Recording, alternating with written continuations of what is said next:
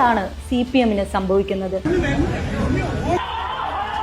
ആരാണ് അവർക്ക് തെരഞ്ഞെടുപ്പ് തന്ത്രങ്ങൾ മെനയുന്നത്? കേരളം ഭരിക്കുക ഞാൻ പറഞ്ഞല്ലോ, ജമാഅത്തായിരിക്കും ആഭ്യന്തര കൈകാര്യം ചെയ്യുക. അവരാണ് അധികാരത്തിന് വരുന്നത്. കേട്ടാൽ അറയ്ക്കുന്ന വർഗീയത പറഞ്ഞാൽ ഏത് തിരഞ്ഞെടുപ്പും ജയിക്കാൻ പറ്റുമെന്ന് ആരാണ് അവർക്ക് ഉപദേശിച്ചു കൊടുക്കുന്നത്?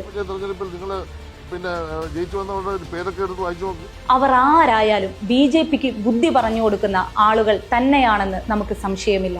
രണ്ടു കൂട്ടർക്കും ഒരേ ആശയം, ഒരേ ഭാഷ, ഒരേ ശൈലി, ഇരട്ടപ്പെട്ട പോലെ. നാഗ്പൂരിലെ ബുദ്ധി കേന്ദ്രങ്ങളിൽ നിന്ന് വരുന്ന രാഷ്ട്രീയ നിലപാടുകൾ ഇങ്ങനെയാവുന്നതിൽ നമുക്ക് അത്ഭുതപ്പെടാനില്ല. പക്ഷേ നിരാശയിലാവുന്നത് മതനിരപേക്ഷ കേരളമാണ്. തോറ്റുപോകുന്നത് എന്നും എക്കാലവും ഒരുമയോടെ നിലകൊണ്ട നമ്മുടെ ജനതയാണ്. അവരാണ് ഈ കഴിഞ്ഞ പഞ്ചായത്ത് തെരഞ്ഞെടുപ്പിൽ LDF-നോട് കടക്ക് പുറത്ത് എന്ന് പറഞ്ഞത്. അവർ എല്ലാ ഭാഗത്തും നിന്ന് കടന്നു വരികയാണ്.